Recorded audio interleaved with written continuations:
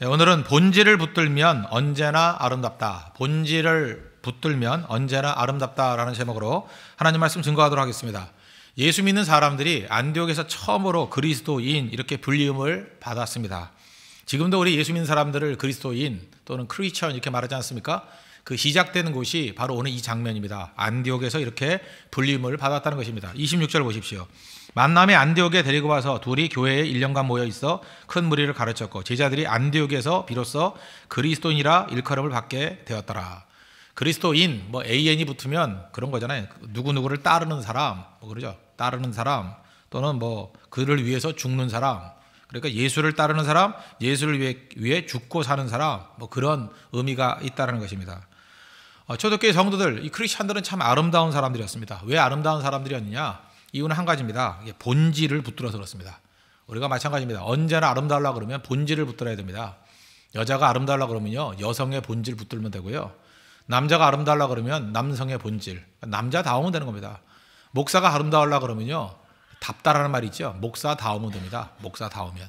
그죠? 언제나 그렇다. 교사가 아름답기 위해서는 교사다우면 된다는 거예요.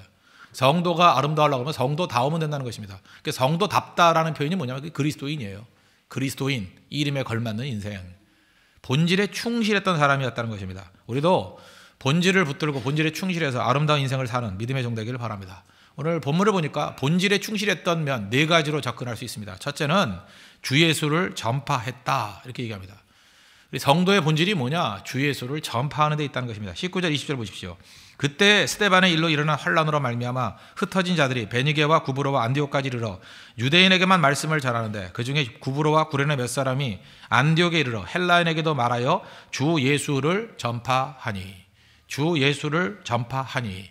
이게 본질이었다는 것입니다. 본질 붙들으니까 그들이 아름다웠다는 거예요. 당시 상황이 좋은 상황이 아니었던 것 같습니다. 스데반의 일로 일어난 환란 이렇게 얘기하죠. 주변 상황이 적대적인 분위기였습니다. 흩어지는 분위기였습니다. 호락호락한 분위기가 아니라는 것입니다. 지금도 우리가 전도 사역을 하거나 뭐 팀 사역을 하거나 진 사역을 할 때 언제나 장애가 있습니다. 뭐 우리는 조원들이 너무 멀리 살아요. 또는 우리 뭐 간사들이 너무 바빠요. 또 경제적인 여유가 없어요. 뭐 일꾼이 부족해요. 뭐 모일 장소가 없어요. 막 그런 식으로 얘기한다 그러면 뭐 초대교회보다 못할 일 없겠죠. 언제나 주변 환경은 좋을 리가 없습니다. 환경이 너무 좋으면 또 썩게 되는 그런 약점이 있습니다. 그래서 환경을 따질 때는 언제나 제약 조건이 있다는 것입니다. 그런데 그런 어려운 조건, 어려운 환경 속에서도 그들은 본질을 붙들었어요. 끝까지 주 예수를 전파하니. 이게 성도의 본질, 성도의 능력이라는 것입니다. 우리 삶 가운데 아무리 고난과 무거운 짐이 있다 할지라도 우리의 본질인 주 예수를 전파하는 일, 이게 쉬지 말고 계속해야 된다는 것입니다. 저는 목사입니다. 목사니까 삶에 아무리 고난과 난관과 어려움이 온다 할지라도 본질이 뭐예요? 말씀 증거하는 일, 설교하는 일. 그거 그치면 안 된다는 거예요. 그래서 아파 죽는 한이 있더라도 뭐 죽으면 안 되겠지만 그 직전이 온다 그러면 말씀 증거하다 죽는 거. 그게 제일 중요하다고 생각합니다. 본질이 그거니까. 목사가 말씀 증거하지 않으면 뭐로 살겠어요? 살 길이 없잖아요. 본질 붙들어야 된다는 것입니다. 성도도 마찬가지입니다. 어떤 일, 어떤 상황이 온다 할지라도 전도 그치면 안 됩니다. 전도가 중단되는 그 순간 교회 생명은 다 사라진다는 것입니다. 말씀 증거해야 된다는 거예요. 말씀 증거하다 보니까 그중에 일부분이 헬라인에게도 말씀을 증거했다는 것입니다. 사실 이 헬라인에게 말씀을 증거했다는 건 뭐예요? 일종의 복음의 블루오션을 발견한 거예요. 유대인들에게만 말씀을 증거했는데 어떤 사람이 헬라인에게도 말씀을 증거했더니 그들이 믿더라는 거예요. 그 유대인과 헬라인이라는 건 이방인 전체를 얘기하는 거거든요. 이방인 전체 비율로 따진다 그러면 뭐 100배, 1000배죠. 지금은 1밖에 없는 대상이었는데 갑자기 몇몇 사람들 때문에 100배, 1000배 되는 대상을 향해서 나아갈 수 있게 되더라는 것입니다. 그러니까 새로운 세계를 연 거예요. 영적인 신대륙을 연 겁니다. 영적인 콜럼버스가 나온 거예요. 어마어마한 사건 아닙니까? 그런데 그들이 누군지 모른다는 거예요. 무명의 그리스도인들이에요. 누군지 모릅니다. 우리도 마찬가지입니다. 지금도 이름이 알려진 유명한 사람들을 통해서 하나님의 일이 이루어지는 게 아니라 정말 역사적인 일들은요. 이름 없는 성도들. 이 땅에서는 이름이 없을지 모르지만 천국에서는 그 이름들이 굉장히 중요한 이름이 돼 있을 것입니다. 헬라인들에게 복음을 증거했다. 그리고 여러분들 우리 타이틀이 중요한 게 아닙니다. 어디서든 주 예수의 이름을 증거하게 될 때 그가 본질을 붙드는 것이 되고 그를 통해서 하나님의 놀라운 일들이 이루어지게 된다는 것입니다. 그러면 내 삶의 문제가 무겁고 힘든데 어떻게 복음을 증거할 수 있겠습니까? 어려워도 해야 된다는 거예요. 근데 묘한 게 뭐냐 하면 어려움을 안고 어려움을 짊어지고 나가는 것이 그렇게 느린 것, 그렇게 어려운 것만은 아니라는 거예요. 그 아프리카 선교사, 아프리카 의료 선교했던 그 람비라는 선교사님이 계세요. 람비 무슨 사슴 같은데, 이 람비라는 선교사님이 썼던 글이 지금 많이 알려져 있죠. 아프리카 어떤 오지에서 말씀을 증거하고 있는데, 이제 A라는 마을에서 B라는 마을로 건너가야 되는데 큰 강이 하나 있답니다. 급류. 뭐 이렇게 크진 않은데 급류래 물살이 너무 세가지고 건너갈 수가 없대요. 그래서 이게 한 번 삥 돌아서 가야 되니까 꽤 오랜 시간이 걸렸답니다. 그냥 건너가면 5분이면 되는 건데 삥 돌아가야 되니까 1시간 마치 걸어가고 그랬다는 거예요. 그런데 그 마을 사람들은 그냥 건너더라는 거예요. 너무 신기해가지고 어떻게 건너나 그랬더니 그 양쪽에 무거운 바위덩어리가 하나 있더라는 거예요. 바위덩어리를 어깨에 이고 어깨에 메고 그러고 건너더라는 거예요. 그러니까 이게 무게가 무거워지니까 급류에 휘둘러 가지 않죠. 자기는 차마 못했대. 따라 못했는데. 그러면서 그분이 글을 하나 썼잖아요. 뭐라고 썼습니까? 핍박과 고난, 어려움들, 이게 인생의 짐이잖아요. 이 짐이 나에게 왜 이런 하나님의 일을 하는데 짐이 지워지냐, 이렇게 원망할 수 있지만 아니라는 거예요. 그 짐 때문에 급류에 휘둘러 가지 않는다는 거예요. 그 짐 때문에 세속의 물결에 휘둘리지 않는다는 것입니다. 참 인사이트 있지 않습니까? 우리도 마찬가지예요. 어떤 사람 보면 저도 마찬가지입니다. 인생에 고난과 짐이 없다 그러면 벌써 휩쓸려 갔을 인생입니다. 넘어질 인생이에요. 근데 그 무거운 짐 때문에 주님 바라보고 그 무거운 짐 때문에 휩쓸리지 않잖아요. 지금 이 초대교회도 보십시오. 어려움이 있었습니다. 어려움이 있었는데 그 어려움 때문에 어려움 짊어지고 가니까 세속의 유혹이 없잖아요. 잘 먹고 잘 살기 위해서 뛰는 게 아니잖아요. 목숨 걸고 복음만 증거하잖아요. 순수한 복음만. 그 다음에 또 중요한 게 무엇입니까? 원래 그들이 이런 핍박이 없었다 그러면 예루살렘 떠날 사람이에요? 그 먼 지역 갈 사람들입니까? 핍박과 고난 때문에 자기들은 죽었다 깨어나도 갈 이유가 없는 땅을 향해서 나아가잖아요. 복음의 확산이 벌어지지 않습니까? 이게 하나님이 일하시는 방법이라는 것입니다. 그러므로 우리가 어떤 환경적인 어려움이 있다 그래도 언제나 이거 하나 붙들면 돼요. 내가 어느 곳에 있든지 주 예수의 이름을 전파하겠다. 내가 직장에 있든지 가정에 있든지 학교에 있든지 감옥에 있든지 들판에 있든지 외국에 있든지 어딜 가든지 크리스찬이라고 이름을 붙인다 그러면 주 예수를 전파하니, 이게 본질이라는 거예요. 언제나 주 예수를 전파해야 된다는 것입니다. 우리 이번엔 베트남 선교를 가는데 베트남 선교가 다른 겁니까? 베트남 현지에 가서 할 일이 뭐예요? 누굴 만나든지 주 예수를 전파하니. 주 예수 전파할 때 능력이 나타나기 시작한다는 것입니다. 그리고 실제로 이렇게 복음을 증거하다 보면 나타나는 현상이 뭐냐? 자기 정리가 된다는 것입니다. 사실 예수를 믿지만 우리 교회 다니는 사람을 다 그냥 예수 믿는 사람이라 그러잖아요. 크리스찬이라고. 근데 내가 전하다 보면요, 내가 뭘 믿는지가 정리가 돼요. 내가 죄죽 40년, 그래서 내가 뭘 믿는지, 내가 죄인이다, 죄의 삭은 사망이다, 하나님이 나를 사랑한다. 내가 그걸 믿었나 안 믿었나, 이 전하면서 깨우치는 거예요. 내 모든 구원받는 유일한 길이 예수 그리스도의 십자가의 보혈의 피다. 그 십자가, 내가 그 예수님을 영접하고 있는가. 전하다가 재정리가 되고 내 자신에 대해서 질문하게 된다는 것입니다. 그래서 복음 증거하는 사람은요, 1차적인 축복이 누구에게만 있냐? 나에게만, 나에게. 그래서 교회가 전도하다 보면요, 많은 영혼들이 오기도 하지만 전도하는 그 사람이 변화가 됩니다. 중요한 거죠. 이들이 크리스찬이라고 해서 능력 있는 모습이 뭐였냐면 주 예수를 전파했기 때문에 그렇습니다. 전파하는 그 통로로서 자기 자신은 이미 주 예수로 충만한 인생이 되더라는 거예요. 전하다가 뜨거워지는 겁니다. 저는 그런 의미에서 이렇게 비교할 수는 없겠지만 목사에게 주어진 최고의 축복은 그거 같아요. 날마다 말씀을 증거하다 보니까 그 말씀이 제 자신을 먼저 통과하잖아요. 그렇죠? 그러니까 목사가 변화 안 된다는 건 이건 정말 강팍해도 그렇게 강팍할 수 없는 거죠. 목사가 넘어진다는 건 이건 진짜 한심해도 그렇게 한심한 게 없는 거죠. 왜? 말씀의 통로니까.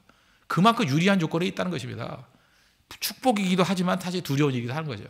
우리가 선교대원으로 갑니다. 이건 축복이기도 하지만 두려움이 될 수도 있다는 거예요. 또 하나 하나님의 특권일 수도 있다는 것입니다. 나를 통해서 복음이 증거된다는 거. 어마어마한 거죠. 그래서 우리가 항상 크리스찬의 본질 주 예수를 전파하니, 예수님 전파하는 일을 한순간도 놓치지 아니하는 우리 믿음의 종 되기를 바랍니다. 본질 두 번째는 뭐냐 하면 주의 손이 함께했다는 것입니다. 주의 손이 함께했다. 21절 보십시오. 주의 손이 그들과 함께 하심에 수많은 사람들이 믿고 주께 돌아오더라. 주의 손이 함께했다. 주의 은혜가 있었다. 그런 얘기죠. 우리 크리스찬의 본질은 뭐냐 하면 내 능력으로 되는 게 아니다. 내 노력으로 되는 게 아니라는 것입니다. 주의 손이 함께해야 된다는 거예요. 이게 크리스찬의 본질입니다. 주의 손이 함께하면 됩니다. 또 다른 말하면 주의 은혜가 함께하면 됩니다. 이건 신약적인 표현이고, 구약적인 표현은 뭐예요? 주의 복이 함께하면 됩니다. 우리는 복을 믿어요. 은혜를 믿어요. 주의 손을 믿는다는 것입니다. 하나님이 되게 하면 됩니다. 이게 우리의 찬송이고 우리의 간증이에요. 이것이 우리의 간증. 이게 This is my story. This is my song이에요. 그죠? 주님이 함께 하면 된다. 주님의 손이 함께 하면 무조건 됩니다. 그런 의미에서 교회 부흥은 부흥사의 손에 의해서 이루어지는 게 아닙니다. 하나님의 손에 달려 있습니다. 여러분 믿습니까? 그게 중요한 거예요. 우리 가정이 잘 되는 거, 내가 힘쓰고 애쓰는 거 그거 아닙니다. 그 이전에 뭐가 필요해요? 주의 손이 함께 하면 됩니다. 여러분 믿습니까? 여러분 사업체도 마찬가지예요. 내가 힘쓰고 애쓰는 것도 필요하겠지만 그 필요에 비교 대상도 못 돼요. 주의 손이 함께 하면 됩니다. 여러분 믿습니까?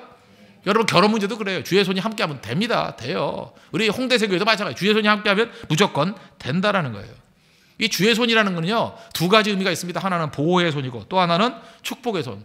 뭐 여러 가지 설명했지만 두 가지 제일 중요한 것 같아요. 지켜주신다는 거예요. 요한복음 10장 29절 보니까 그들을 주신 내 아버지는 만물보다 크심에 아무도 아버지 손에서 빼앗을 수 없느니라. 아버지의 손이 있어요. 아버지 손에 붙들려 받은 거죠. 요한계시록 보니까 하나님께서, 그죠? 예수님께서 7 촛대를 손에 쥐고 있대요. 촛대가 뭐예요? 주의 사자들. 지금 같은 우리 목사같이 말씀 증거하는 정도를 주의 손에 붙들고 있대요. 하나님의 손에 붙들림 받은 촛대가 왜 넘어집니까? 넘어지지 않죠. 중요한 거예요. 주의 손을 떠나니까 무너지는 거죠. 하나님이 나를 붙들어 주시면 된다는 거예요. 무슨 위험인지 우리가 압니까? 몰라요. 우리 지식과 우리 판단 가지고 내가 위험이 오는지 안 오는지도 몰라요. 뭐가 어려움인지도 모른다고. 그러니까 우리 하나님 있는 거죠. 주의 손으로 나를 붙들어 주십시오. 그래서 교회가 항상 생각이 드는 게 뭐냐면 우리 예배 가운데 주의 손이 함께하나. 그죠? 우리 교회 가운데 주의 손이 함께하나. 그 다음에 이번 우리 선교를 떠날 때도 주의 손이 함께하는 선교인가. 그거 기도해야 된다는 것입니다. 주의 손이 함께하면 승리한다는 것입니다. 그거는 보호의 손이에요. 우리가 뭐 맨날 시험 볼 때만 맨날 읽는 성경 하나 있죠. 이사야서 41장 10절. 왜 그때만 읽는지 모르겠어요. 두려워하지 말라. 내가 너와 함께함이라. 놀라지 말라. 나는 네 하나님이 됨이라. 내가 너를 굳세게 하리라. 참으로 너를 도와주리라. 참으로 나의 의로운 오른손으로 너를 붙들리라. 이게 뭐 시험 볼 때만 읽는 성경입니까? 하나님께서 항상 우리와 함께 주신다는 거예요. 두려워할 필요 없다는 거예요. 그죠? 놀랄 필요도 없다는 거예요. 내가 내 하나님이 되고 내가 너를 붙들어 주기 때문에 이 하나님, 주의 손이 우리를 붙들어 주신다는 거예요. 주의 손 붙잡고 나아갈 그런 모습이 있어야 된다는 것입니다. 이건 보호의 손인가 동시에 또 축복의 손이 되기도 한다는 것입니다. 하나님의 손이 함께하면 무조건 되죠. 우리 구약에 출애굽을 할 때 이스라엘 백성들이 뭐 고기 먹고 싶습니다 그랬더니 메추라기 모아주잖아요. 민수기 11장 31절 보니까 바람이 여호와에게서 나와 바다에서부터 메추라기를 몰아 진영 곁 이쪽 저쪽 그 진영 사방으로 각기 하루길쯤 되는 지면 위 두비길쯤에 내리게 되니라. 하나님께서 메추라기를 얼마나 보내줬는지요. 그죠? 진영 사방 하루길이래요. 하루길 걸어갈 만큼이 전부 다 메추라기예요. 메추라기. 그러니까 얼마나 많겠어요. 하루 종일 걸어가도 계속 메추라기.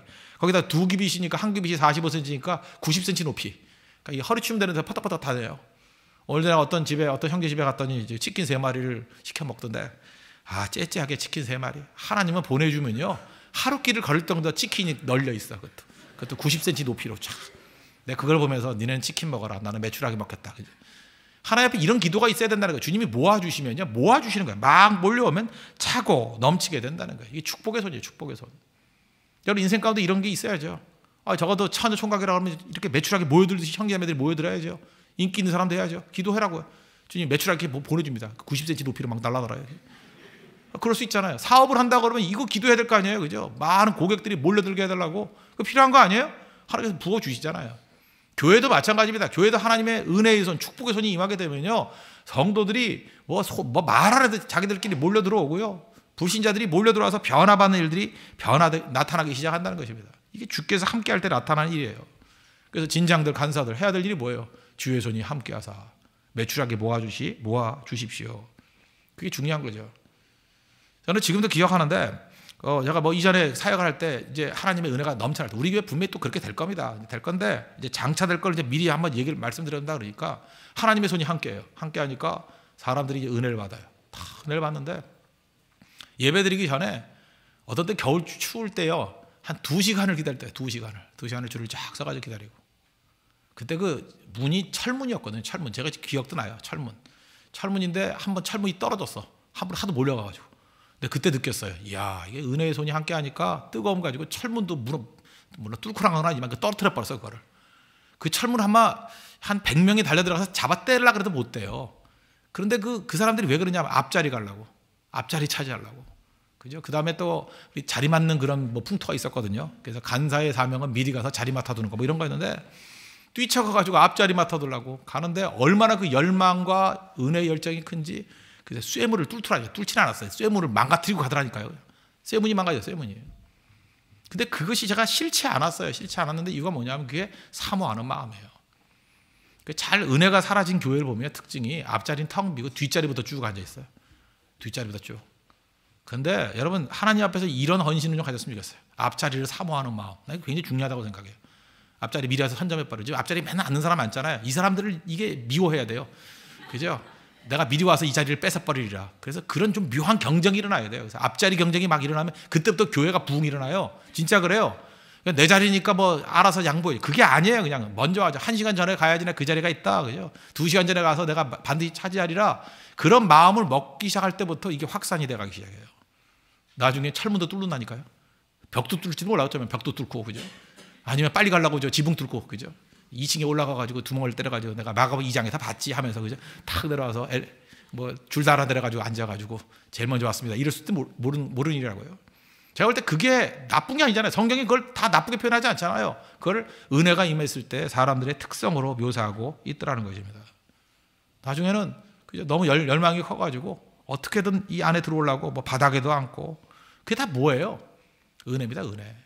주의 손이 함께하면 사람이 그렇게 변화가 돼요. 은혜의 역사. 주의 손이 함께하는 교회가 되게 해달라. 꼭 기도가 있어야 된다는 것입니다. 그래서 오늘 11장 21절 보십시오. 주의 손이 그들과 함께 하심에 수많은 사람들이 믿고 주께 돌아오더라. 순서를 보세요. 수많은 사람들이 믿으니까 주의 손이 함께 했다. 그렇게 말하지 않아요. 선행이 뭐예요? 선행 조건이 뭐예요? 주의 손이 함께 하니까 수많은 사람들이 믿고 주께 돌아오더래요. 먼저 주의 손이 함께 하는 겁니다. 은혜의 선행이에요. 은혜. 교회는 은혜부터 시작하는 겁니다. 은혜 빵 받고 그때부터 시작하는 거예요. 그러면 몰려들기 시작하는 거예요. 그래서 믿어서 되는 게 아니에요. 이건 은혜가 먼저 임하는 거라고. 그러니까 주의 성도들이 해야 될 일이 무엇입니까? 주의 손, 기도해야 돼요. 하나님 은혜를 부어 주십시오. 그때부터 놀라운 일들이 나타나기 시작한다는 것입니다. 지금도 오늘 예배드리는 성도 가운데 혹시라도 이렇게 생각하는 사람이 있어요. 나는 초라하다. 나는 참 인생이 초라해요. 나는 무능하다. 참 이상해. 세상 사람들이 다 비교하게 만들어요. 학창시절에 학생들끼리 비교하고요. 또 뭐 졸업하고 난 다음에 직장인끼리도 비교하고요. 또 결혼을 앞두려고 그러면 참 묘해요. 결혼할 때 청년들이 많이 마음에 상처를 입어요. 맨날 비교당하니까. 뭐 니네 언니는 어땠는데, 니네 형은 어땠는데, 뭐 누구는 어땠는데, 뭐 친구는 어땠는데. 자기 인생 자기가 살면 되는 거지. 그렇지 않아요? 내가 우월한 것도 있고 모자란 것도 있고 그런 거 아닙니까? 근데 계속해서 비교를 당해요. 그러다 보니까 100명이면 99명. 한 사람은 착각으로 빠지는 거고 사실은 100명 다예요. 자기 자신이 무능하다고 생각하고 초라하다고 생각하고 그 많은 만 가지 은혜를 받았음에도 불구하고 자기가 부족하다고 생각해요. 그래서 다 눌려 있다는 거예요. 그들에게 필요한 게 뭔지 아십니까? 주의 손이 함께 한다는 사실을 확인하는 겁니다. 주의 손이 나와 함께 한다는 거예요. 그죠? 나와 함께 한다. 주의 손이 함께하는 사람보다 강한 사람이 어디 있습니까? 주의 손이 함께하면 아무리 연약한 존재도 이길 수 있습니다. 이사야서 42장 3절 보니까 주의 손이 함께할 때 어떤 일이 벌어지냐? 상한 갈대를 꺾지 않는다. 내가 상한 갈대라고 생각하는 사람이 있습니까? 주의 손이 함께하면 꺾이지 않아요. 내가 꺼져가는 등불이라고 생각하는 사람이 있을까? 나는 불이 점점 꺼져갑니다. 아니에요. 하나님의 손이 함께하면 활활 타오르는 불이 될 수 있다는 것입니다. 절대로 낙지 마세요. 절대로. 주의 손이 함께하면요, 우리 새교회 아니에요? 이사야서 43장 19절 보니까 보라 내가 새 일을 행하리니. 우리 새교회에서 하는 모든 일들은 다 새 일 아니에요. 그죠? 새 일을 행하리니 이제 나타낼 것이라. 너희가 그것을 알지 못하겠느냐? 그 다음에 두 가지 기가 막히게 약속을 하십니다. 내가 광야에 길을 낸다는 거예요. 광야에 길이 없잖아요. 길이 없는 곳에 길을 내버린대요. 사막에 물이 없잖아요. 강을 내리니. 사막에도 강을 내버린대요. 광야에도 길을 내버린대요. 언제요? 주의 손이 함께하면. 내 눈앞에 홍해가 있습니다. 주의 손이 함께하면 홍해도 갈라진대요. 걱정할 필요가 있어요? 없어요? 없지요. 이게 성도의 본질이에요. 그래서 성도의 본질은 뭐냐? 주의 예수를 전파하는 것과 또 하나 항상 염두에 둘리게 될 것이 뭐냐 하면 주의 손이 함께하면 승리한다. 그걸 붙들어야 된다는 것입니다. 이게 본질이에요. 주의 손에 대한 의식, 주의 은혜에 대한 의식, 주의 축복에 대한 의식 반드시 갖고 있어야 된다는 거예요. 여러분 오늘 우리 교회 주의 손이 함께함을 믿습니까? 여러분 한 사람 한 사람에게 주의 손이 함께함을 믿습니까? 그럼 승리합니다. 그게 본질이에요. 그런 사람들을 크리스찬이라고 부른다는 거예요. 크리스찬. 그리고 세 번째 본질은 뭐냐 하면 성도의 본질은 무조건 연결시키는 전문가가 된다는 거예요. 우린 연결로 사는 겁니다. 연결로.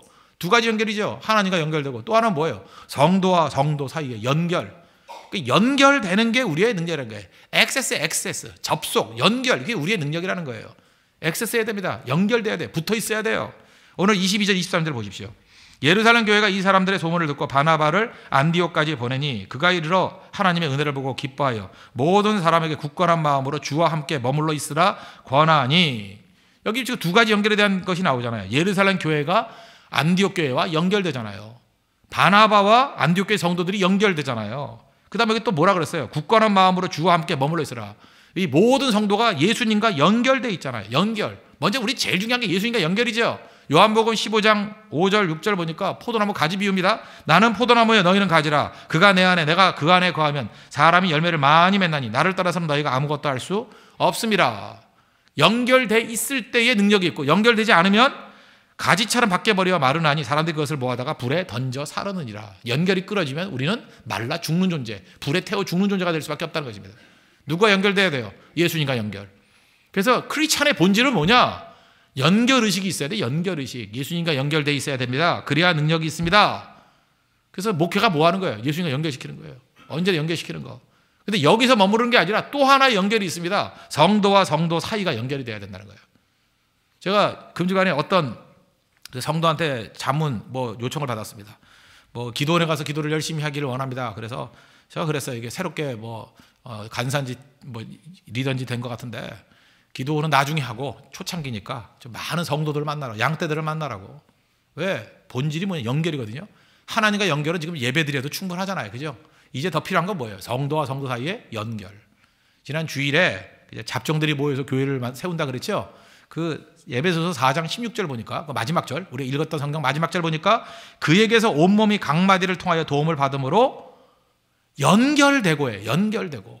교회는 뭐예요? 연결되는 거예요. 또 결합되어 각 지체의 분량들을 역사하여 그 몸을 자라게 하며, 그러니까 교회를 자라게 만든다는 거예요. 그러니까 성도가 자라고 교회가 자라는 비결이 어디냐? 연결되고 결합되어. 연결되고 결합되어. 예수님과 연결돼야 되는 거 1차적인 것. 또 하나 뭐예요? 성도와 성도가 연결되어 결합되고. 이 두 가지가 반드시 있어야 된다는 것입니다. 저는 동물의 왕국 좋아합니다. 동물의 왕국 이런 거 보면은 특별히 무슨 물소떼 같은 거 이렇게 가거나 또는 뭐죠? 이렇게 때로 어디 지어서 이렇게 옮겨 다니는, 총으로 옮겨 다니는 거, 그런 게 참 멋있어요. 그죠? 아니면 영양떼라든지 이런 게 그냥 막 몰려다니는 거 하는 거. 보면은요, 참 사자가 나는 먹고 살기 편한 줄 알았더니 이게 쉬운 게 아니더라고요. 사자가 사냥하는 게 쉬운 게 아니에요.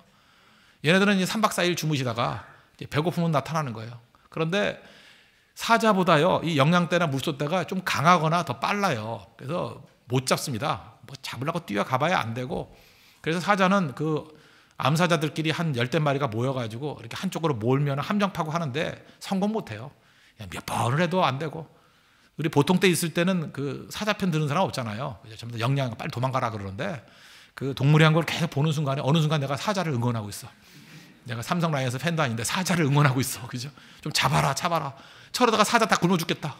얼마나 말랐는지 배가 쏙 들어가 버렸어요. 사자들이. 사자가 무슨 고양이가 돼버렸어요. 하도 굶어가지고. 잘 안 잡혀요. 잘 안 잡히는데 사냥감으로 꼭 걸려드는 거에 특징이 있어요. 특징이 뭐냐 하면 딴짓하는 역량. 어디나 꼭 있어. 그죠? 딴짓.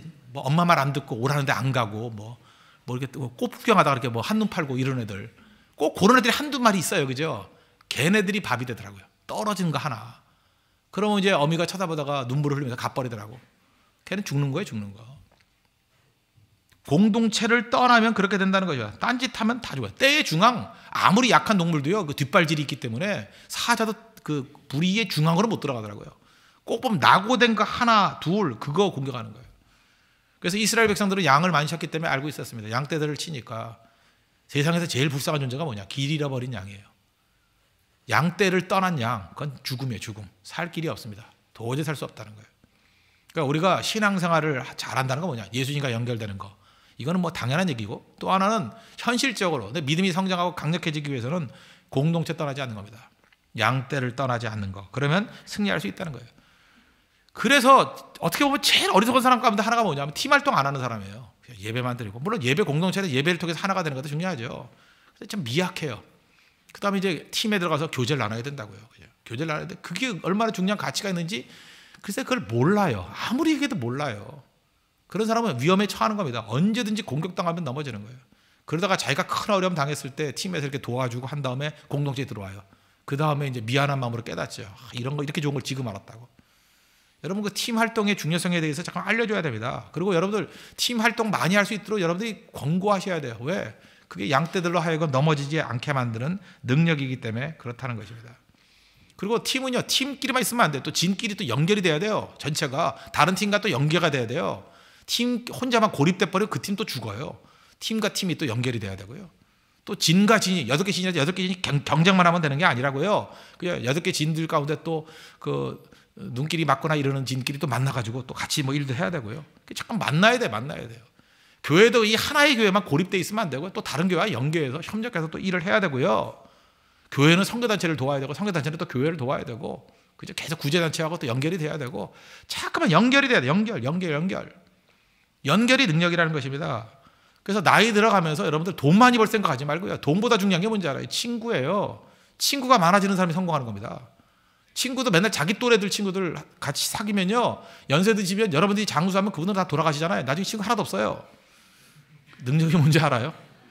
물론 그 친구 사귀는 거 쉽진 않아요. 어린 친구를 사귀어야 돼요. 어린 친구.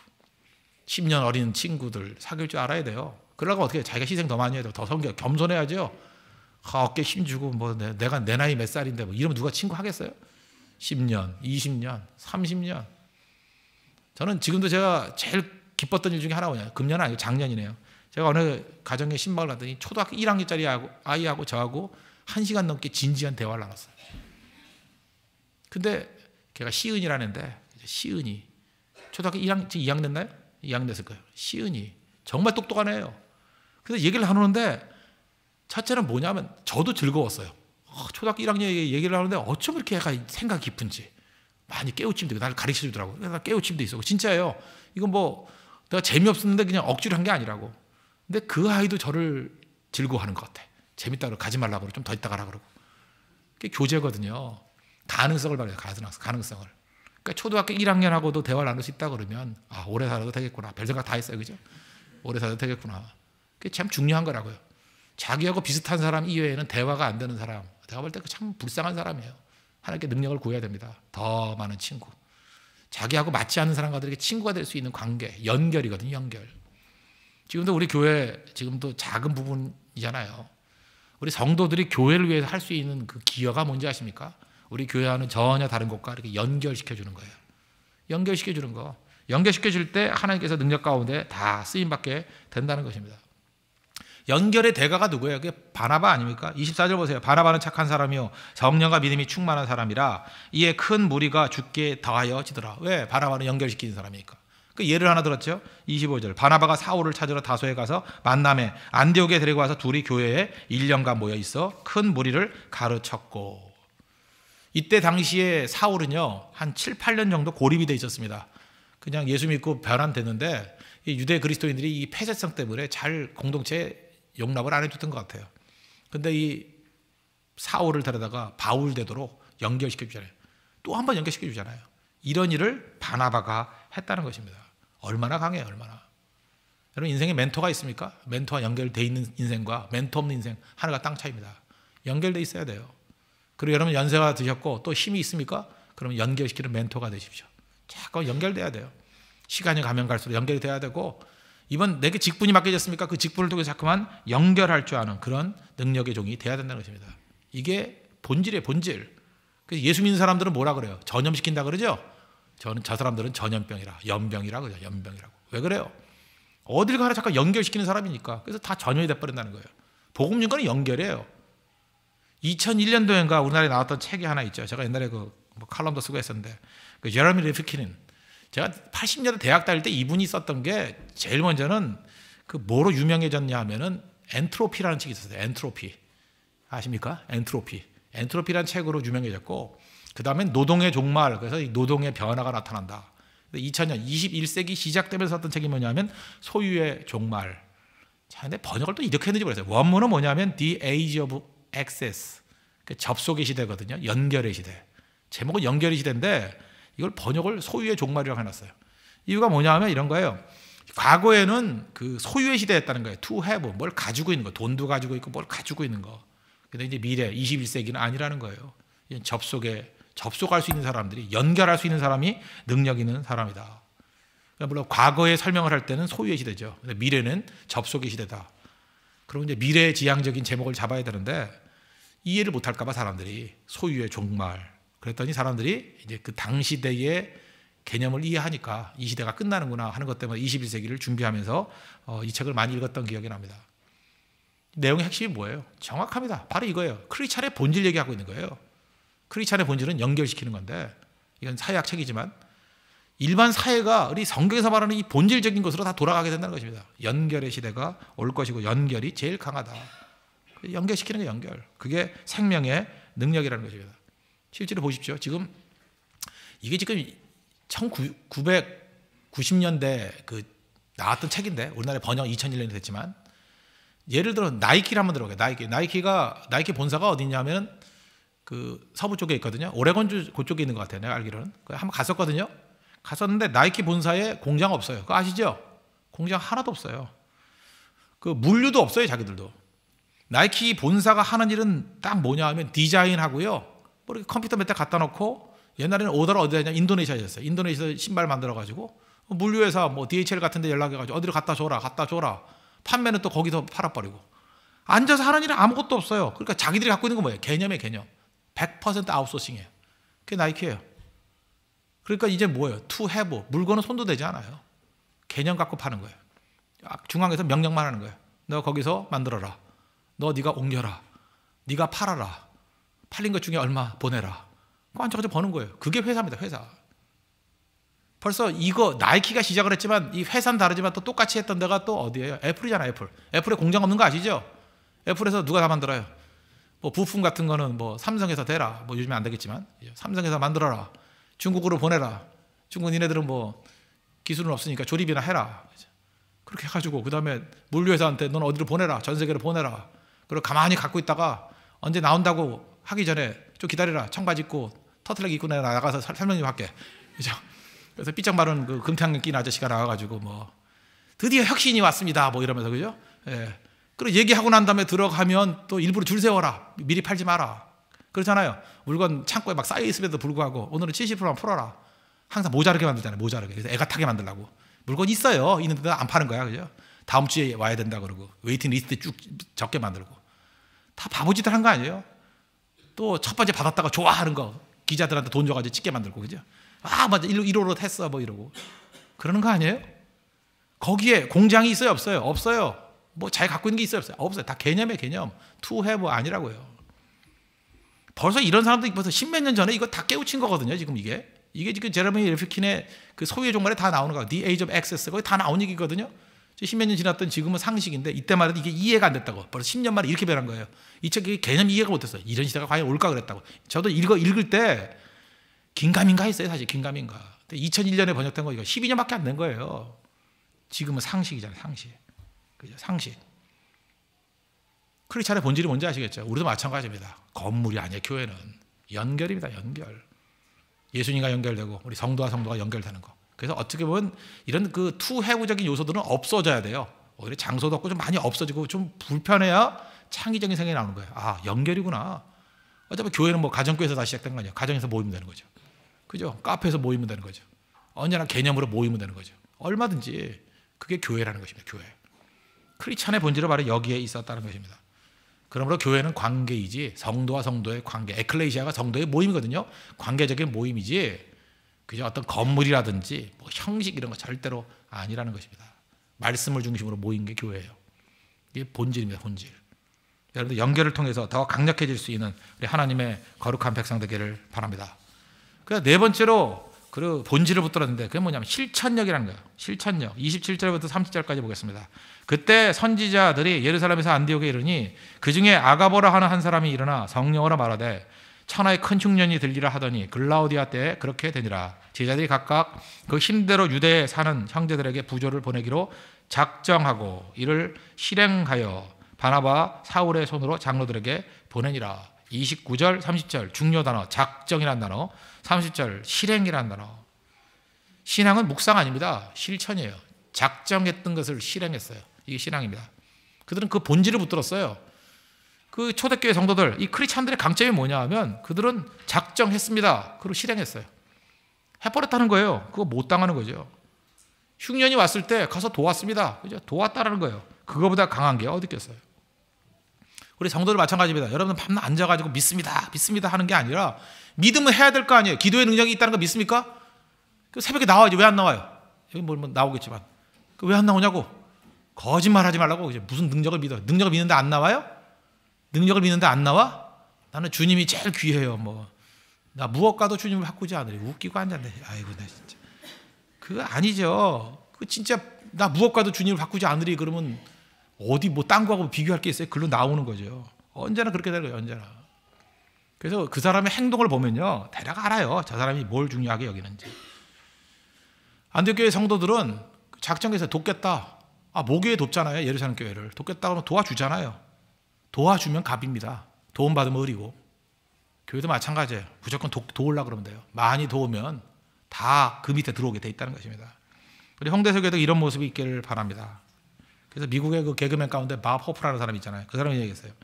그 심장병 이렇게 모금할 때 심장병 가운데 가장 악성 심장병은 선천적 심장병도 아니고 판막증도 아니라 남을 돕지 않는 심장병이라고. 안 웃겨요? 저도 별로 안 웃기더라고요. 무슨 코미디가 이렇게 재미가 없는지. 그죠? 제일 악성 심장병이 남을 돕지 않는 심장병이래요. 여러분 심장이 있습니까?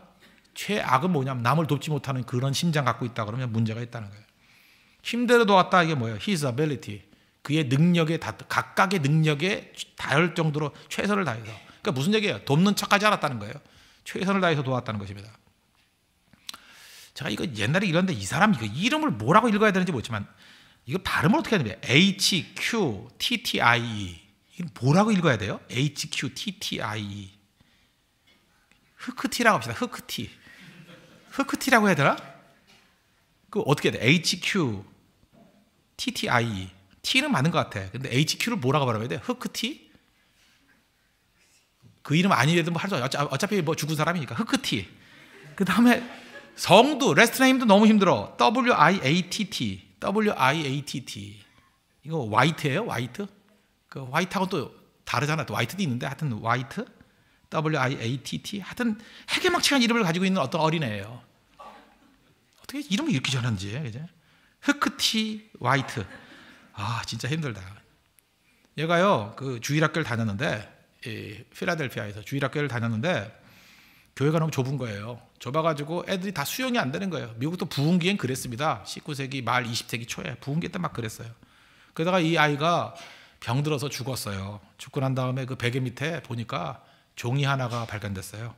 자기가 써놓은 메모하고 57센트. 물론 지금 57센트보다는 많을 겁니다. 근데 1달러도 안 되니까 그리 큰 돈은 아닐 거예요. 지금 뭐 많이 돼봐야 한 뭐 10만 원 이하일 거예요. 그죠? 57센트. 뭐 만 원일 가능성이 크고 아무리 막긴지 잡아봐야 10만 원 이상 되지 않는 돈이에요. 57센트니까. 아무리 20세기 초래도. 그 두 개가 있는데 이렇게 써 있더라는 거예요. 우리 교회가 너무 작아서 아이들이 다 들어가서 예배를 드릴 수 없어요. 내가 교회 크게 지으려고 지금부터 돈을 모으고 있어요. 그러면서 모았던 돈이 57센트예요. 죽고 난 다음에 그 편지를 보고 그 메모를 본 사람들, 교인들, 이전까지 교회 짓는 거 소극적이었거든요. 감동을 받았어요. 감동을. 굉장히 작은 돈인 거 맞아요. 그래서 그 주변에 있는 사람들이 돈을 모아서 얼마를 모았냐? 25만 불 모았어요. 25만 불. 지금도 25만 불이면 2억 5천인데, 그죠?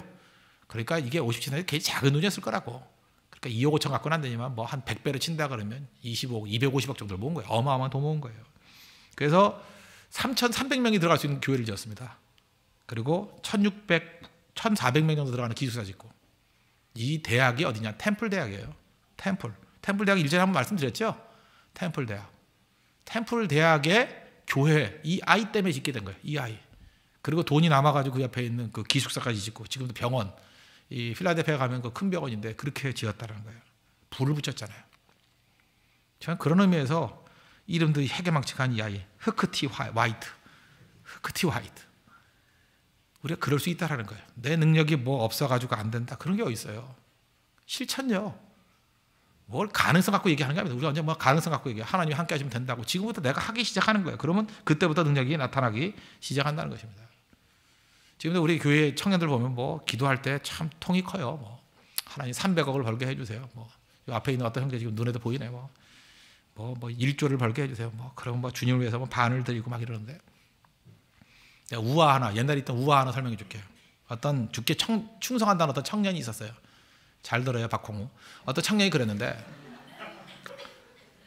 하나님이 나에게 양 100마리를 주시면 50마리를 드리겠습니다. 그랬다는 거예요. 얘는 하여튼 뭐든지 100마리야. 하나님이 나 소 100마리를 주시면 50마리를 드리겠습니다. 하나님께서 나 말 100마리를 주시면 50마리를 드리겠습니다. 자꾸만 그러고 다니길래 목사님이 가서 그래요. 너 돼지 2마리 있으면 몇 마리 드릴래? 1마리? 그랬더니 아닙니다. 어떻게 내가 돼지 2마리 있는 거 알았지?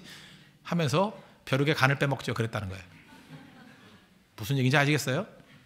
하나님께서 나에게 100마리를 주시면 50마리를 드리겠습니다. 그럴 때 돼지 2마리 있을 때 1마리부터 드려보라고요. 그래야 100마리 됐을 때 50마리 드릴 수 있는 거예요. 제발 뻥치지 말고.